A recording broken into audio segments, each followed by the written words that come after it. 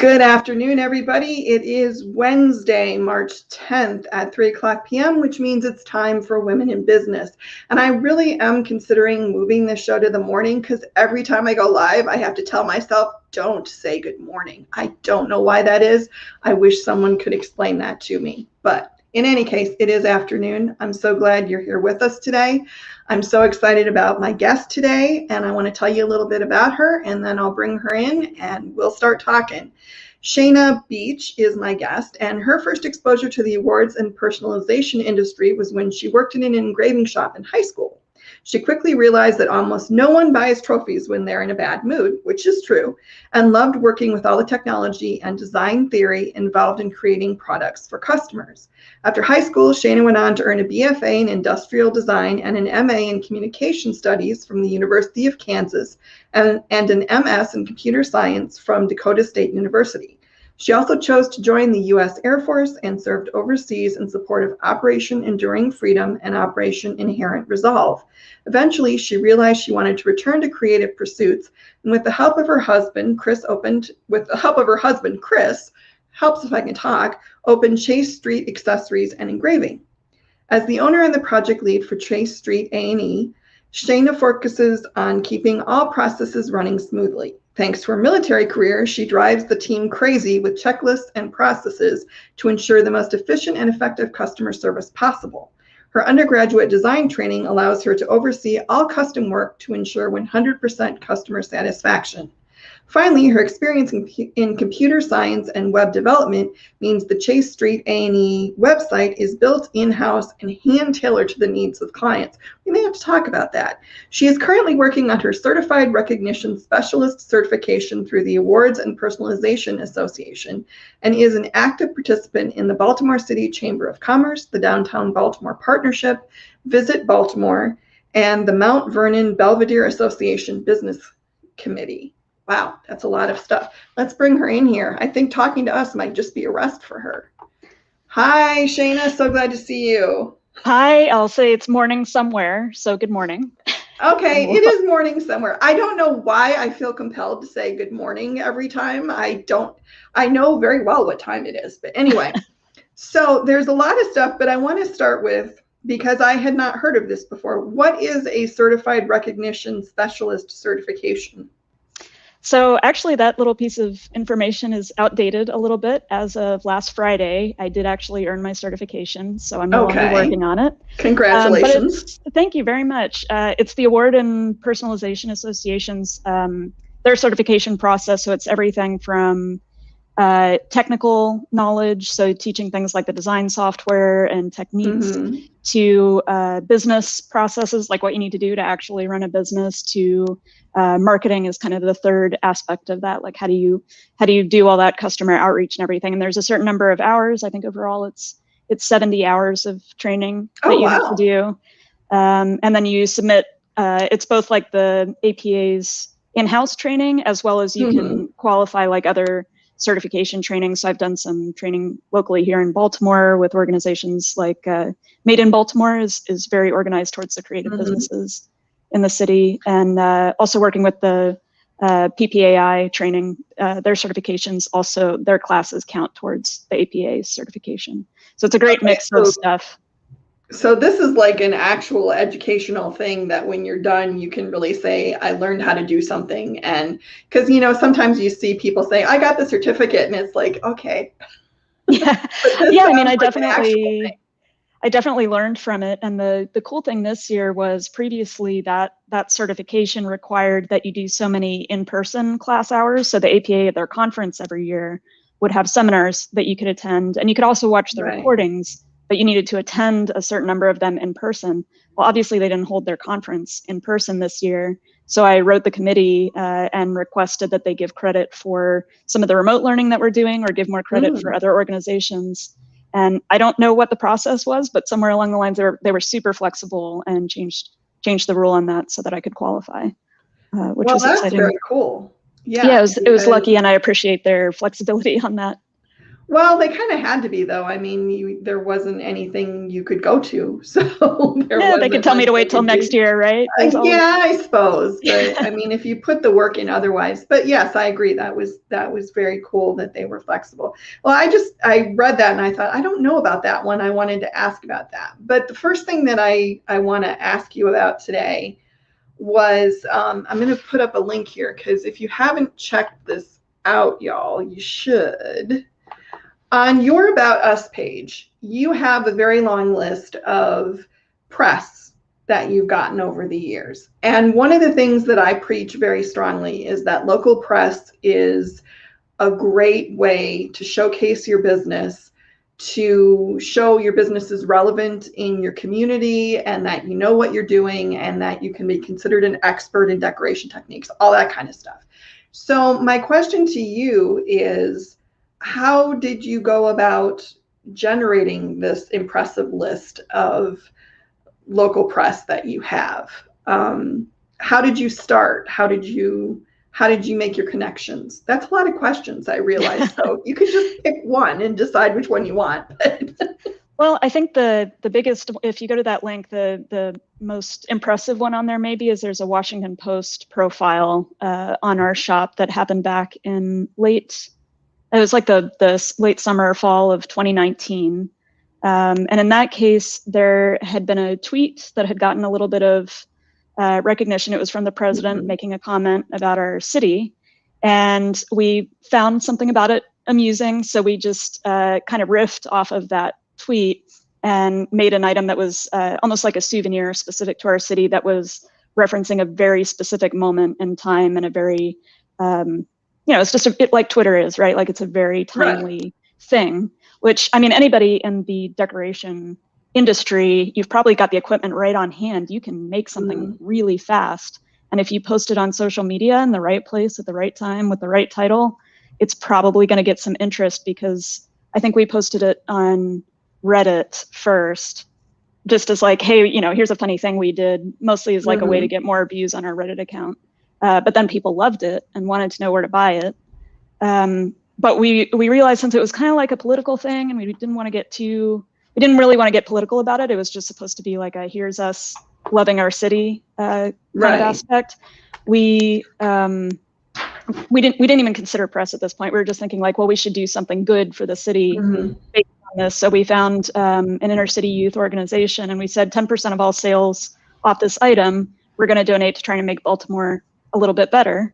And we posted that, and people were interested. We got a little bit of kind of side coverage and some larger stories from the New York Times and Radio Free Canada, of all places. And from that coverage, this amazing journalist from the Washington Post picked it up and wanted to do an article. And I had no concept of what that even meant. And my wonderful general manager, Robbie, was all in on it. So we got together and got her all the information. And this was within the first year of our business. And the sales that we produced off that article paid off a good chunk of the debt of starting off the business. So that was, again, I think that was a combination of being timely, just responding to current events really quickly with just kind of a meme type item, and also trying to, we weren't thinking about press, right? We were thinking about like, okay, what's going to make us a little bit money where we're also doing something good for the community, the balance between those two things. And I'd like to think that the press naturally comes from that. And then also being able to leverage social media, of course. Everyone will say that over and over. Well, there's so many things in what you just said that I want to hit on, and I'm having a little target confusion at the moment. Sorry, I'll slow down. No, it's very good. I love. There's so many things that I love about this, but I think I'll start at the beginning. You noticed something. You saw a tweet from our then president, and I remember what you're talking about, and you capitalized on it and made something that you really just made more for, I mean, did you initially go, oh, we're making something that we think is going to be a really big seller and really controversial and fun, or were you just making it kind of for just to make it, I guess? Somewhere in between. Okay. We have a really small team, right? So when there's free time, we just make things that we want for ourselves, Sure. but we also kind of assume like if we want it, then somebody else might want it. So a lot of the times we'll use that as like our social media content. So it's not like, Okay. here's just another stock photo of, what we carry in house. Instead it'll be Right. like, hey, I made this for fun this one time. And then that builds up our social media audience for when we do Sure. really want to intentionally market something. So this one was definitely that case, like, I made this, I think it's funny. I'll post it out in Reddit on the, it was just on the city's Reddit subreddit. And other people thought it was as funny, I guess, or as cheeky as we thought it was. And we actually, my general manager was participating in a community fair at the time. We had a little booth set up, and I hadn't told him that I'd posted this. And he had people coming up to the booth asking where they could get, it was a mug or a stainless steel tumbler, asking where they could get the tumbler. And he was like sending them back to the shop so that they could come in and order one. Because most of the time we're doing, to order stuff, we're doing custom work for people who need their logo or a personalized gift or whatever. So when we have an item that we've personalized for us that we think other people might want, we'll display that or just use it it's really just kind of to get our name out there if we can. I just love that he was at that fair and people were coming going, hey, can I get that? That's some successful social media right there. And that's the power of what social media can do if you handle it the way that it needs to be handled. So I love that story. That's another kind of platform of mine is social media. You all need to be using it. You all need to be doing things with it. Okay, so you make this thing, people like it, you start selling it, it does really well, and then the journalist calls you and says, I want to do a story. And like you said, you had no idea what that entailed. And it was just, she just called up or he just called up and went, hi, I saw this thing and I think you guys are interesting. Yeah, she called up and she was interested in the fact that we were donating a portion of the proceeds. I think that was kind of what drove it. So for anybody who's listening, consider what you can do that's good, but also you can get a little attention for, right? Sure. And we have a few projects like that. Like this spring, we're participating. There's like a historic flower mart that's held in our city every year. And this year they're doing a virtual version, and we're saying, hey, anything that we sell during that virtual version, we're giving 10% of that to the conservancy that runs this every year. So it's kind of like we'll try to theme things or events where we're trying to give a little bit of something back to the community that supports us if we can. And let me ask you this, because this is something that I see a lot. You'll see people who say, if you buy this shirt, I'm going to give 10% of everything that I sell to X organization, and then you never see anything else about it. That's always my pet peeve with these things. So I'm assuming, just from the impression I have of you, that you guys are very also clear on the fact that you need to be very transparent about how this works. Yeah, we've never had anybody request specific numbers, I guess, but I keep track of everything for tax purposes at a minimum, sure, right? Yeah. You want to record all of that. So every month I have a little reminder that pops up that tells me to do my monthly finances. And that's, going through and making sure payroll's done and all the typical stuff. But as that list, I also have, here are the organizations that we're supposed to be contributing to and the items we need to be tracking for them. And I've mostly got that set up as like Excel spreadsheets with formulas that it pretty much automates all that calculation for me. And then I send checks as necessary. There you go. So I think that's one point that I really do want to make clear, though, is it's really important that you know, and you can show, should someone ask you, that yes, we said this, and then here's the check we cut, and here's what we did, and here's the thank you letter we got from the organization if we got one, or whatever it is, so that it's just because I think there are people out there who use these kind of programs. I don't want to say the word scam, but that's kind of what it is. And or they're forgetful, or they're forgetful. It may not be bad intention at all, but you do have to keep track of it. It's extra work to keep track of it, for sure. This is true.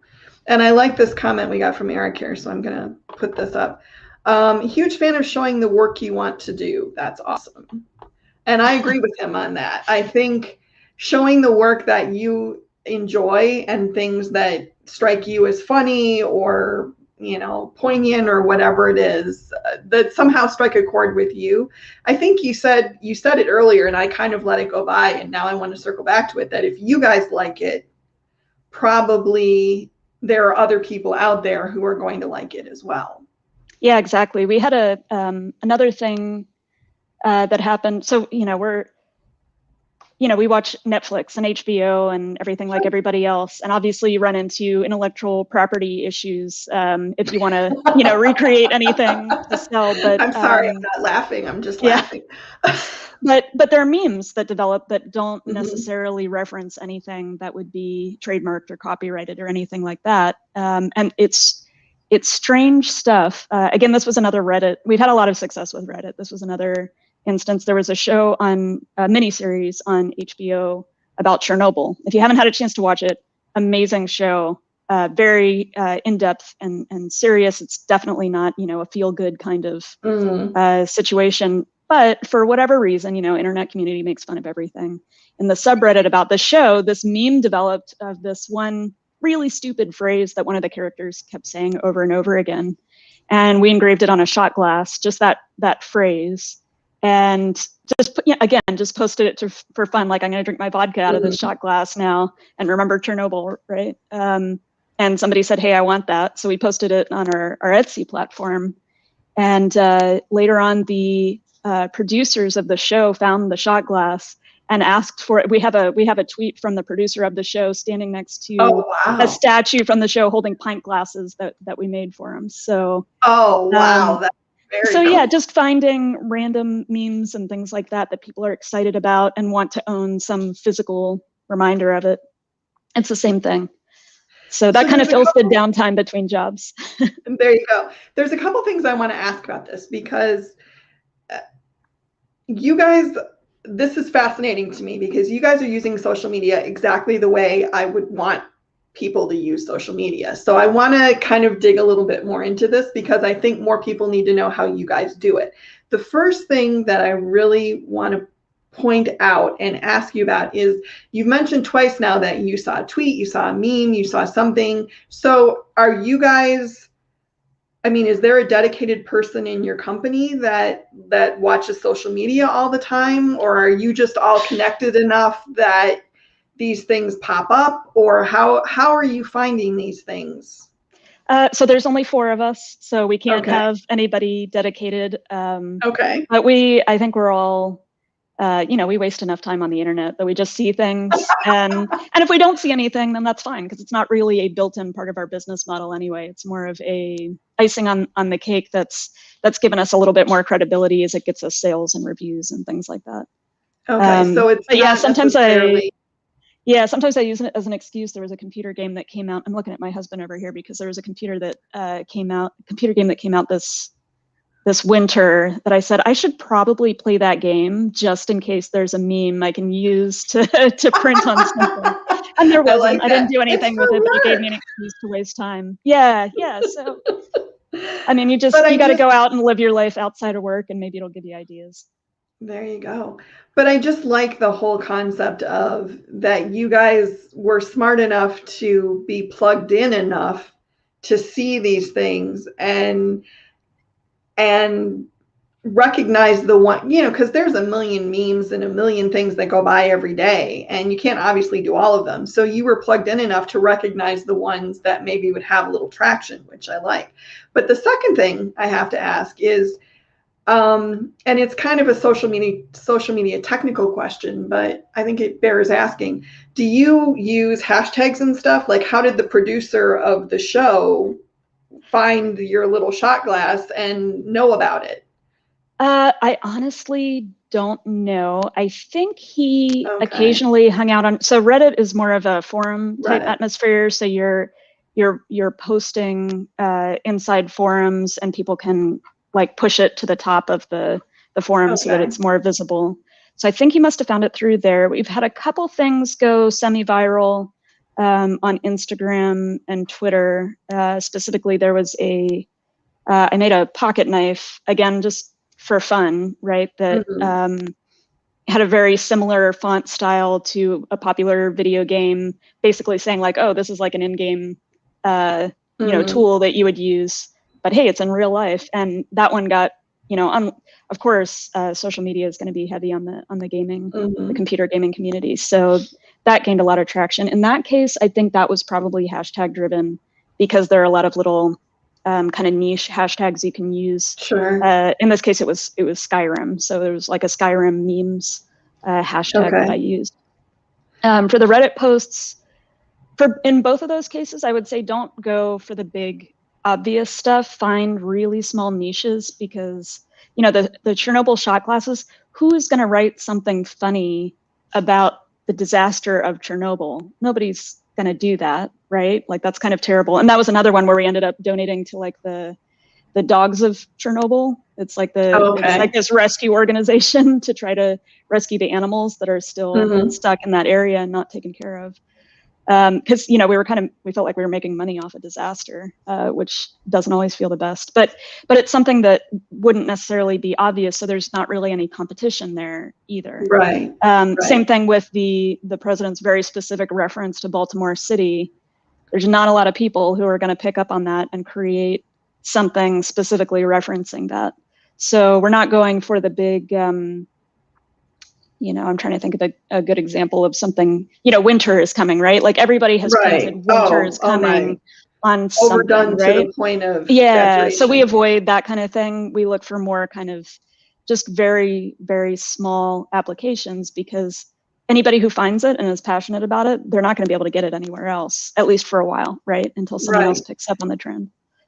Well, and I just think that's something that we've talked about in other spaces before that I think is a very good point, is that find your niche, whatever it is. And it doesn't, and even a small niche is going to have a significant number of people in it. Right. Most of unless you're like so meta that, there's like 3 other people in the world who are going to get what you're talking about. But I like this whole conversation, because there's so much here that I'm now thinking I need to go look at Reddit, because I'm not very familiar with Reddit. But I think I would say, don't force yourself. I would say to anybody, right? Don't force yourself to use something that you're not used to using. Find the communities that you enjoy using, because you do it anyway, right? I think you mentioned that you had some communities you'd grown closer to while you're quarantining or isolating. Right. So maybe those places are opportunities where you can market something very specific to them, because you are them, you know it well. So I think if I'd been not already been involved in those subreddits, or not already had like a pretty significant Instagram following, it would have looked strange if I suddenly popped in with a meme of something that I kind of understood. Instead, it was something that we were doing anyway. Well, that's a very good point, and that's something that I talk a lot about too. I'm more interested in looking at Reddit, I think, just because I want to go look, but because it's a social media outlet that I'm not real familiar with, and that's kind of my business. But just remember, it's an anonymous internet platform, so it's not always the most. There are pockets of it that you can navigate to that are friendly. Are a little scary. I do know that. But what you just said, I think, is really important, is that you need, and something I'm going to be talking about in a seminar I'm doing at the end of the month, which is you need to be building communities, and you need to be a part of them. You can't just pop in once in a blue moon and go, hey, I have this great thing. I know you're all going to want it, because people don't respond to that. They don't want to be sold to. Right. What happened with what you guys did was organic, really. You put something up and went, hey, this is really fun, and then let the customers come to you. Yes, which I think is a little bit, it's not like we did market research. It's not like it's a little opposite of, I think, what you're normally told in business school or whatever. We just kind of did things that felt right to us. And I think because it was sincere, something that came, like you said, organically from our team, I think that made it feel a little more real to the people that we were engaging with. Well, I think I'm going to need to take this whole talk and put it in the seminar I'm doing at the end of the month, because that's another thing that I talk about. I'm talking about being comfortable on social media for the DAX show at the end of March. And one of the things that I keep talking about is you have to be sincere and you have to be genuine. and you can't do things because you think it's going to sell or people are going to like you. You have to be who you are and trust that your tribe will find you, basically. Right. And I think that's kind of what you guys were doing. You were going where your interests lay. You were going where your passions were, or the things that you cared deeply about your city. And then everything came from that. It wasn't like you went out there and said, hey, I'm going to purposely do this thing, you know? Absolutely. And I think that's what I would guess probably ended up making the thing that you were doing successful, is because you were just doing it as a, hey, this is something we care about, or we find amusing, or we find funny. And people understood that and took it as genuine and went, well, we think that's funny too. Can you make that? And you were like, we got a shot. We can do it. Yep. Yep. And I mean, it's pretty low investment, right? Because we can make one of it. We have, it's like, what inventory do we have too much of? I'm going to go make a thing. And when it's something that you do care about, I mean, if it does become popular, the work is fun because you already are enjoying it. It's not, you're not having to make your least favorite item over and over and over again. So. Well, and you're not also having to make generic things, which I think are sometimes, you know, how many times can you do the tea towel with, you know, teaspoon on it or whatever it is before you're just like, okay, kill me now, please. Because there are enough of those on Etsy's that are great, and I don't want to compete with them, and more power to them. I got other stuff to do. Yep, definitely. Well, I love that whole thing, and I think there's a lot of good information there, but I want to move on to something else, because this is something that I think is interesting, which is I have family members that have been in the military and friends who have been in the military, and they all seem to be very task oriented for the most part. And I don't know if that's training. I think partly it's training and partly it's personality. I'm not sure how much of what. But when you were talking about in your bio, you said, you know, you drive people crazy with your lists and but I think customer service needs to be a combo of being on task and being, you know, knowing what you're supposed to be doing and what your goals and objectives are, and also being flexible enough to accommodate customers' requests and deal with customer complaints and all that kind of stuff. So let me ask you, when you were developing your customer service program that you have at your business, what of your military training did you bring to it, I guess? Let's start there, and then we'll see where we go. Yeah, that's a good question. So again, it's kind of that, like I mentioned in the bio, right? Very checklist oriented. So knowing it is task oriented, right? It's like knowing what are the things I need to get done today, or if I can't get to all of them, how do I prioritize them? So over the last 2 years, so Robbie, our general manager, has been with us the full 2 years, and then Lauren, our accounts manager, has been with us for maybe a year and a half.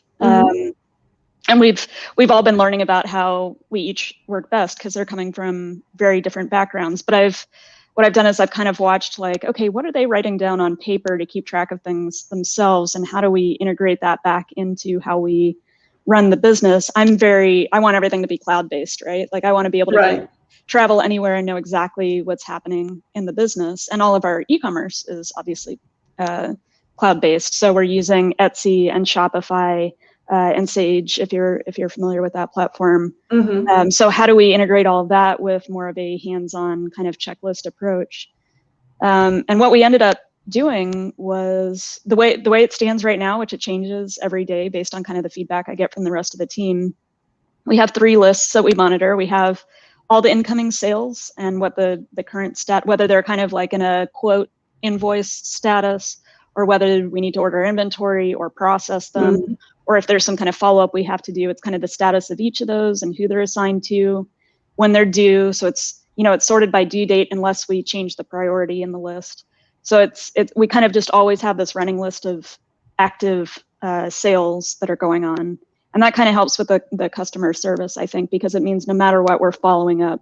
We're never going to let a project drop because we haven't We also have a running log of any interaction we have that's not by email. So if someone's working in the showroom and a customer walks in and, you know, asks for something specific, and whoever's in there gives them a quote, and that customer walks back out again without following up, we log that along with all the information that we have about that visit.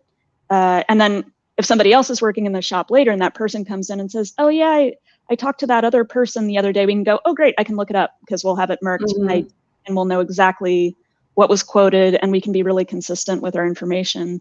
If you go and look at our Google reviews, one of the ones I'm most proud of is there's a customer who said they all talk to each other, right? Like she walked in and I think dealt with a different one of us each time, and we all told her the same story and all knew the project and what was going on with the state of that project. So that's been very important, is that log. And we also have kind of like a follow-up. We can mark it whether it needs follow-up or not. So that becomes part of our checklist as well. And then our third one is just sort of our generic tasks list, right? Like, hey, we want to reorganize the plaque inventory, and we want to do that by the end of the month. And we'll put that on there and kind of give it a priority so that when, you know, sales are kind of always the top priority, obviously. Sure. But if sales slow down or we're just waiting on responses from people, then we can hit that task list pretty well. So that kind of keeps us all, we all have a really good awareness of what the priorities are for the day. And I even have a little chat bot built that wakes us up every morning and says, here's what you've got coming up on those 3 lists that you need to worry about. I'm trying to code myself out of a management job. Here's your day. Pretty much, yeah. We call her Fran. We named our bot Fran. So Fran wakes you up in the morning and says, here's what you're going to be doing today. Yep. And so we have a shared chat, you know, again, the cloud-based thing. So if any of us needs to take time off, or, you know, when we were already doing everything very cloud-based when COVID hit, when the pandemic hit. So we were all able to work from home and still share that same chat. None of our systems really changed, which was kind of a nice, not nice, but it was a good proof of concept saying like, yes, the system works no matter where you have to be. And we could have a single person in the shop processing jobs and stay away from each other by doing that. So that worked well. I think that's a good kind of testimony to, you know, there are people out there, I've dealt with them, who are still working with, you know, pads of carbon order forms. And I'm like, dude, seriously? It's an adjustment. I know they don't always love me for forcing them to go digital. So we found ways that, you know, they get that notification in the morning. And I know like Lauren has her notebook and she will look at that notification and then write things down in her notebook of what order she wants to do everything in for the day. And she'll add stuff as the day goes. And then at the end of the day, we'll review those lists as kind of a stand down meeting. And if anything needs to be added or moved or taken away or the status changed that we didn't get to throughout the day, then we'll do that at the end of the day. You talk about military training, there's something we call a battle rhythm, which sounds really impressive, but really it's just like, what are your scheduled meetings is really what that means. So we have a battle rhythm, I like that. Yeah. So we have a battle rhythm within the shop, and they'll laugh at me because I say that, but we have kind of a morning sync just to make sure we all understand what's going on, and our bot sends her a little message, and then we go throughout the day and try to keep things updated.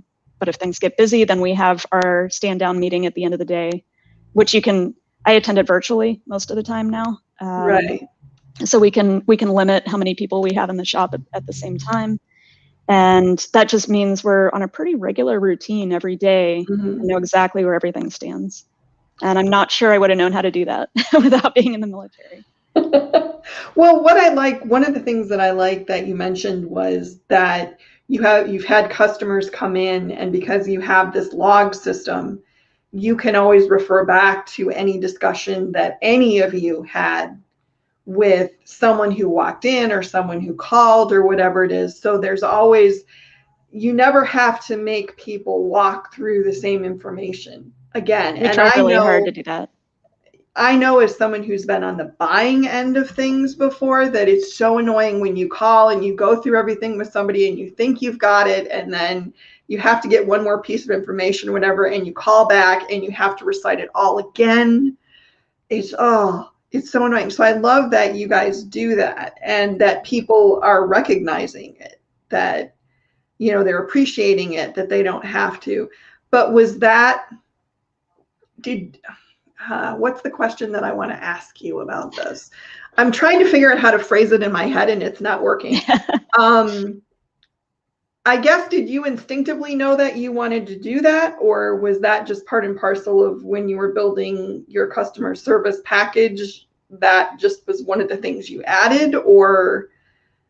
I think yes to both. So that's another one where the military training comes in, as you kind of, I've told the team, right, I don't want any of you to ever leave ever, but if you ever have to, I don't want to be begging you to stay, right? Like, we need to be kind of interchangeable. Or if someone wants to take a week off, right? Like, we need to be able to allow you to do that. And we can only do it if we know exactly what's on your plate at that moment. And we don't want to spend a day trying to get caught up on what you're working on. Maybe it'll take us 15 minutes to do it because we all kind of know what's happening. So it's kind of that everybody's replaceable on a day-to-day basis, not replaceable in like a job sense, but any of us could come in and run the showroom for a day. Some better than others. I tend to be a little out of shape, but but I at least know what's going on. Well, and I think that's a valuable thing that a lot, I mean, again, you're speaking to a lot of my, I guess, things today because I've been the person who's written the handbook for here's how the office runs, or I once was working as a receptionist for a realtor and ended up writing a handbook for my job that became the handbook for the entire company, because I laid it out, and I'm like that, and they didn't have that. So they were bringing people in and nobody knew how to tell these people what to do, what they're doing. So I think that's very important, is the whole kind of roundabout way I'm trying to get to this. It's important that you have a system in place so you know what everybody's doing. So if somebody leaves, or, God forbid, someone gets run over by a bus or whatever it is. We just had one of our team members had to go suddenly to a funeral, and we were able to say, great, pick up, go, get out of here. We'll figure out coverage. We don't need anything from you. And we were able to cover just fine. And to be able to afford that to our employees, I mean, we can't pay the best yet, but we can at least offer, good benefits in that kind of regard, that we can be flexible as a small team to cover for each other. So let me ask you this, because you're relatively new from what I understand. You're what, a year or two About old? 2 years, yeah. We opened our doors in mid-April 2019. Okay, so you opened your doors, you'd been around for a little while, and then, oh boy, the world changed. True statement. Very true statement. So I kind of, we talked before the show a little bit, and I said I don't talk about COVID a lot because I think that it's kind of been done. But yeah, at the we same beat time, that horse pretty well, I think. Yeah, I think that worked. But at the same time, I do like to ask people, okay, maybe this is a fair question. What did you have in place, or do you think the system you had in place helped you pivot when you needed to? And so there's a few things that were really working in our favor during that entire time. Like I mentioned, I had already wanted everything to be cloud-based, which ended up, everything we do is run off of basically Office 360 or Microsoft 365.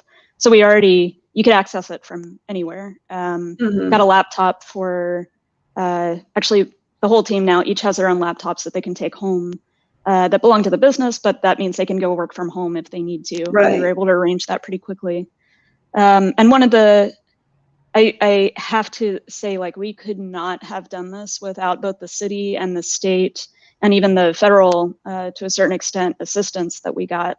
Baltimore immediately put together what they called a layoff aversion fund, which was basically, what do you need? Do you need webcams? Do you need computers? Do you need software? What do you need to allow your employees to work remotely? So anything that we didn't have, we were able to augment using that funding, and they got it to us within days. And I mean, it's like one of those, like, Baltimore's got some issues, but sometimes they really do figure out how to take care of people.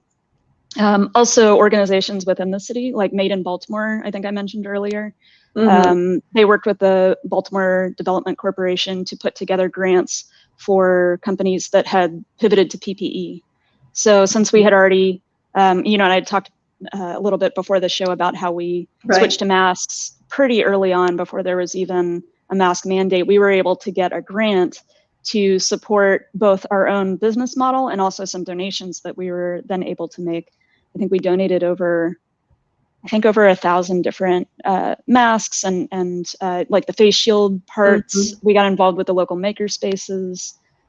So we were not only able to survive because of those resources, but we were able to feel like we were hopefully paying something back to the community at the same time, which, as you've heard, I mean, that's really important to us as a small business, right, to be able to do that.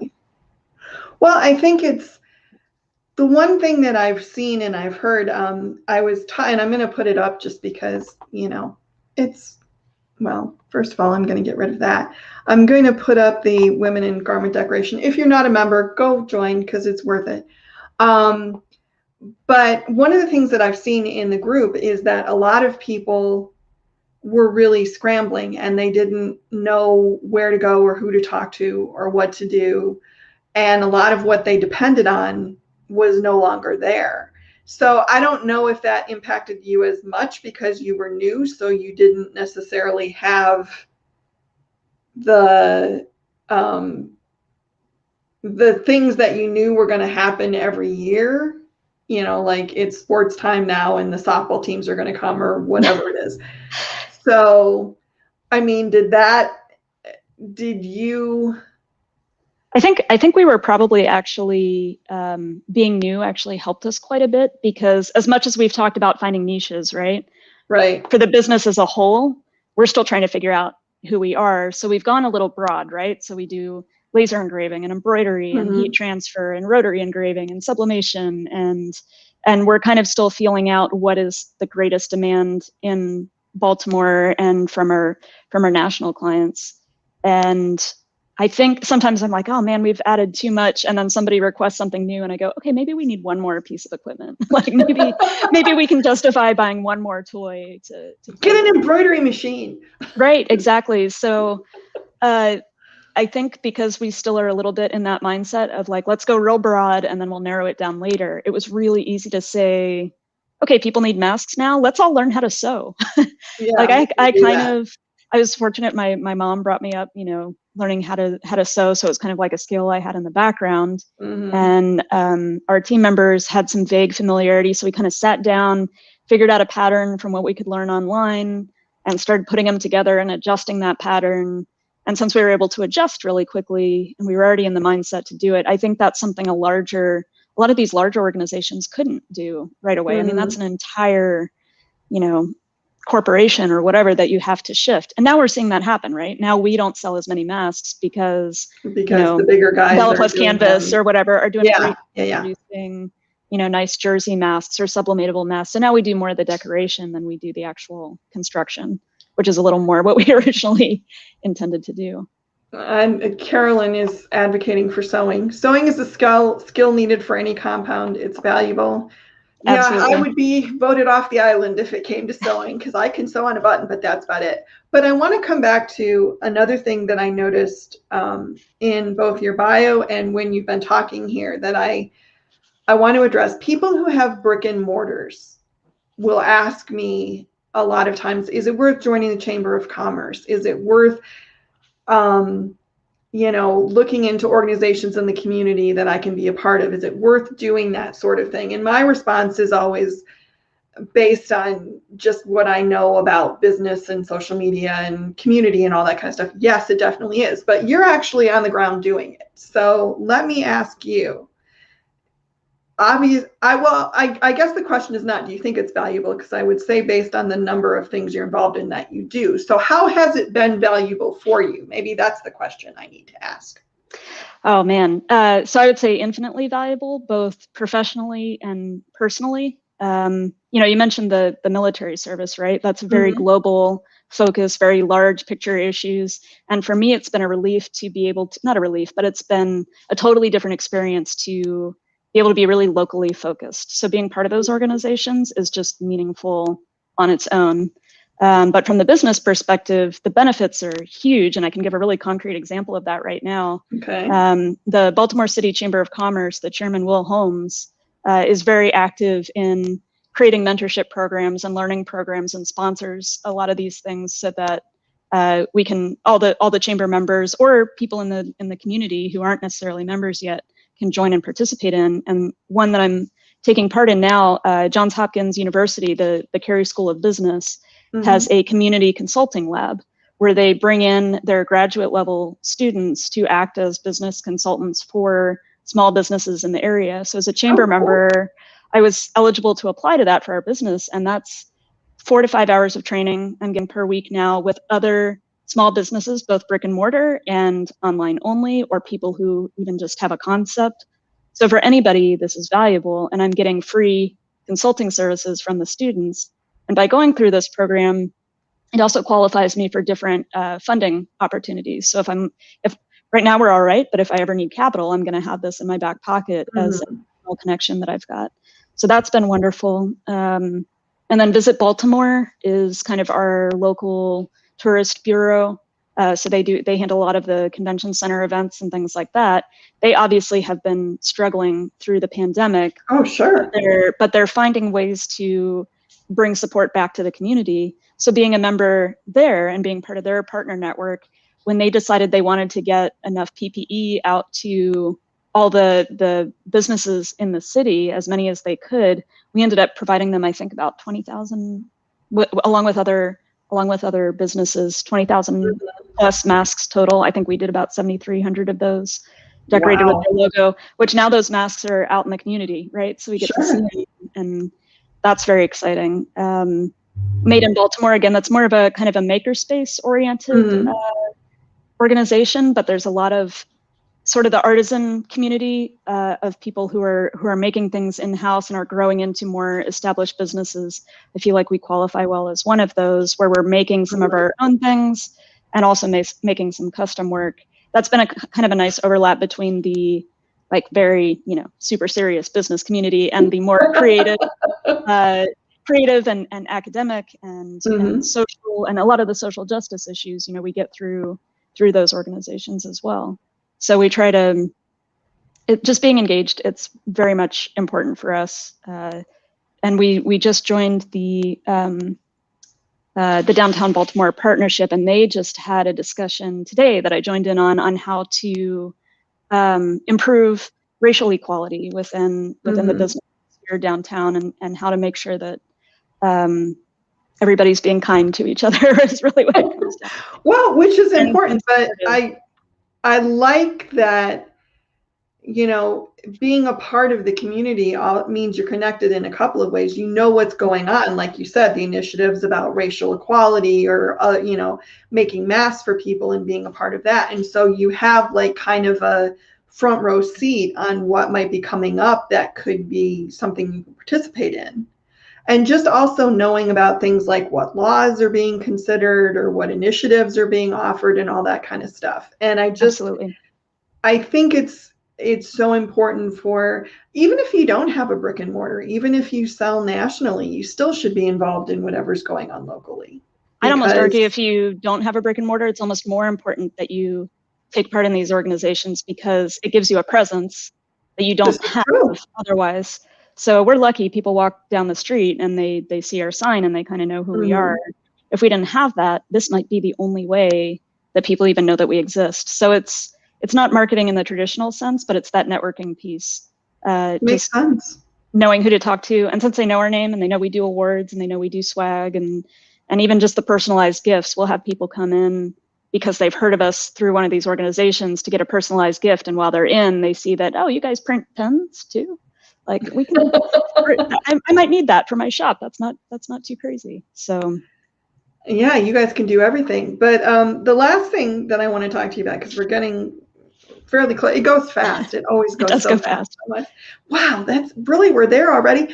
But I want to talk to you a little bit about your online presence, because obviously you have education and degrees in that area that led you to. So how much, you don't have to give me like exact percentages or anything, but how much of your business is online versus what you do with your brick and mortar? Oh, that's a good question. I should know that off the top of my head. A lot of it is, honestly, the majority of it, I would say, is kind of hybrid. People find us online, but they end up coming to us because they can come to us brick and mortar. Okay. So they may find us online, but they choose us because we're a little bit more personal. They can come meet us, or they can give us a call and talk to us. And we're not, we're not, overseas mass producing their stuff, that we actually care about getting the specific details right. We have gotten quite a few national jobs. Like there was a Boys and Girls Club down in Texas who, I don't even know how they found us. They just ordered through our website, and we, worked out all the details, and we were good to go. But the majority of it, I think it's people who find us online, and even if they never come in, they choose us because we are a local brick and mortar. So is your SEO and all that sort of stuff, is that more oriented toward local, or? Absolutely. So our site is definitely very Baltimore or Maryland, DC region focused, for sure. It's not that we don't want the national business, it's just that we know we're not going to be able to compete with like a 4-imprint type business, right? That's going to be able to keep the prices lower, but maybe isn't going to offer the level of personal service that we can. And because we know the area, and we know we all live in the city, in the city proper. And while there are a lot of decoration shops kind of out in the suburbs around us, as far as I know, we're the only ones that are actually in the city. So that's kind of one of our unique niches we can fill. There was a trophy shop that I think maybe existed 10 years ago here, and then they closed down before we even moved to the area. So well, what I like about this is that there's a lot of people think, well, if I'm local, if I'm brick and mortar, I don't need a website because people will just walk in the door. And I'm like, no, it's 2021. You need one. Well, then I'll just have a page and that'll be enough. And I'm like, So in our business plan, I've actually, I've researched our competitors and everything, and I've listed out like who actually allows you to order online and who's just a landing page, and how do their Google reviews reflect experience, and try to do a little bit of research into how important that is. And we've definitely had customers who have called or come in and said, oh, your website's so easy to use, that's why I ended up going with you guys. And I kind of want to be like, well, you ended up walking into the store anyway, so it can't have been that great.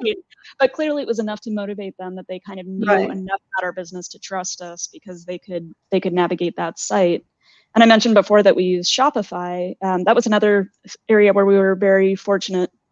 I swear I'm not getting like, any kind of affiliate deal here, but Shopify reacted really quickly to the lockdowns and the need for local pickup and local delivery, and having the ability to tip at checkout and things like that. So because we were already primarily riding on that platform, we were able to say, look, you don't have to have any contact with us. You place your order online, select free pickup, and you can even schedule the exact time that you want to stop by and pick up your order once it's ready. Well, that was one of the things I was going to ask you, is what platform you use, because you did say in your bio that you kind of custom built some of it, at least. Yeah, so we have 3 primary platforms that we're using, and that's Shopify, which is the majority. That's where we're tracking our inventory. That's kind of our central hub for most things. But then we have an Etsy site as well, just because that's a good opportunity to reach an audience who wouldn't normally find our page. And then for more of the promotional products, where we're doing more outsourcing as opposed to decorating in-house, we use Sage and their online platform. So probably a year and a half ago, we realized it was getting a little complex to track the different order statuses between the different systems. So that was the point where I said, all right, I'm going to figure out how to integrate this all into one checklist, for lack of a better word, that tracks all of our orders. And that's kind of where that whole system started developing. And fortunately, most of these platforms, if you're willing to learn a little bit, I didn't know any of them until I started poking around. They have what's called an API. It's basically the ability to access their kind of behind the scenes data, or have their data trigger something in your system. You can access all that information and bring it into something else. And since we were already using Microsoft for everything, they have a platform called Power Automate that we just have the APIs from these different systems pump data into Power Automate, and I just update a SharePoint list. Which, if anybody's used SharePoint, it's not the most user-friendly, but it can do quite a bit. It streamlines everything for us. Wow. Okay. Little side project. I've been on the back end of building and revamping websites. I have to say, I'm much more a words person, so the whole nuts and bolts of code and all that stuff, I'm like, yeah, that's lovely, good. The nice thing is a lot of these systems are making it much easier. You don't have to learn, yes, the ones and zeros. You just have to learn some basic concepts and learn how to piece them together. So it's becoming a lot more accessible. And also there are now tons of consultants out there. So if this is something that you want, you may have to pay a little extra if you can't do it yourself, but you can hire somebody to streamline all these things for you. And there's also pre-built systems like I think Salesforce can probably do stuff like this. I just didn't want to pay for it. So ended up doing a lot of it in-house. Well, I will agree with you definitely that there are the companies that do things like Shopify or, the other ones that are out there. They have made great strides in making it easier to do what needs to be done. And most of them also offer the ability to purchase experts that will do things, purchase the time of experts, rather. You're not buying people, but purchase the time of experts who will do things for you if you either don't have the ability or don't want to. I'm kind of both in both those camps. I don't really want to, and I'm not sure I have the ability, but it is what it is. But Shopify's been nice because you can take a pre-built theme and you can build a whole store based on that. It's when you start wanting custom things like, hey, I want them to be able to enter in personalization information. That's where you either need to purchase an app that might be pre-built and relatively inexpensive, or hire an expert, or you need to build something yourself. We've done a combination of, I can't spend all my time doing this and I'm not smart enough on some of this stuff. So we've purchased some apps that do things like sync our inventory between sites, but I've also done a little bit of custom design of the site for like the forms that people fill out as they're checking out. So you don't have to choose one or the other. Carolyn's got my back as usual. Finding out what you need to let go of is important. That way we can create and grow. Absolutely. Well, that's what I keep telling myself. But we are now at almost, we're at 57 minutes. Good Lord. Look at us go. So basically I could ask you questions for like another hour probably, but I think that would be probably a little too long. I guess I'm kind of been ending the interviews now with basically just asking, let's go with this. What's the biggest lesson you learned from the pandemic? Let's try that one. Oh, the biggest lesson from the pandemic. I mean, it's going to sound really cheesy, but it's really how much you have to depend on your team members and you have to trust each other. I know every business says they're like a family, and that's sometimes used an excuse to treat employees poorly, I think. But in this case, I mean, we had to be checking in on each other, and I probably drive them crazy because I'm always saying like, are you okay? Is this something you actually want to be doing? We actually have code words that we use for when we're tired of working on something or talking about something and we're getting stressed out and need to just step back for a minute. So if we're hashing through something at an end of day meeting and we're just too exhausted to deal with it, anybody can use one of those code words to say, like, seriously, stop talking about it. Let's talk about this tomorrow. So being able to trust each other with that level. I love that. Yeah, trust each other with that level of honesty when you're in a strange, stressful situation. This business wouldn't have survived without the team. So I'm just infinitely grateful for that and always looking for ways to be more supportive, I guess. I think that's something that a lot of us have learned is that you're not going to get through this without the people around you, whether they're virtually around you or physically around you or a combo. So, but I love the code word thing. I highly recommend it. I want to institute that. Like, we need a code word, man. And you can always bring it back the next day if it's something that does actually need to be talked through. But sometimes just the opportunity to sleep on it makes whatever the issue is a little easier to deal with. Well, and I think one of the truisms of the last year is that everybody is dealing with an extra layer of stress and just general weirdness right now. Absolutely. So having the ability to say, you know, I've had my fill of all this crap for today, and move on, and let's go back tomorrow. I love that. That's terrific. And by the same token, sorry, I know you're trying to cut off here, but I've personally, so I'm engaged all the time, right? Because it's my business. So of course, I constantly want to be working on it. I've tried to make a conscious effort to not ask the rest of the team to participate after hours, right? So if I'm asking something after hours, I'll try to at least say, like, you can answer this tomorrow. You can ignore this post right now if you see it, or turn off your notifications or whatever. Here's just something I was thinking about, and try to, as much as I can, be respectful of their time. I don't know whether they think I'm doing a good job or not, but I know everybody's working. I mean, you know, it's hard to step away right now. It is. And it's also, when it's your business, it's hard to not be thinking about it all the time because it's your business. But you get points for at least recognizing that other people may have other priorities, which some bosses would not. So points to you. But I am going to say thank you very much. I appreciated this. You had so many good things to say, and so much helpful information. And well, happy to come back anytime. So just let me know if you follow up on anything. I like this from Carolyn. No Phone Friday is a lifesaver in our home and business. I love it. That's great. Yeah. We do close early on Fridays, so I'm right there with you. We close at 2 on Fridays. There you go. No phone, and go and have a happy hour somewhere. But I like it. But yes, and I definitely will. I have some ideas for some things that I might be doing, so I will be hitting you up. And if you aren't a member of my little group, Women in Garment Decoration, if you're on Facebook, come join us. We'd love to have you. I will. Thank you. All right. Thank you very much. I'm going to pop you out, and I'm going to say goodbye. Thanks. Another great one, and so much good information. I love these conversations. They're so fun.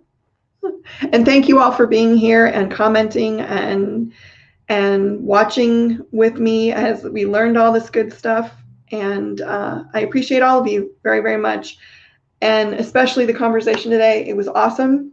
Join me next week on Wednesday at 3 p.m. Kylie Montgomery will be my guest, and we're going to have a great conversation and maybe learn some of Erin Montgomery's secrets. It's possible. Anyway, thank you all for being here. Thank you, Shana, for being here. Wonderful conversation. I'm just, as usual, so pleased with how it went. And I will see you all next week. Thanks for joining us.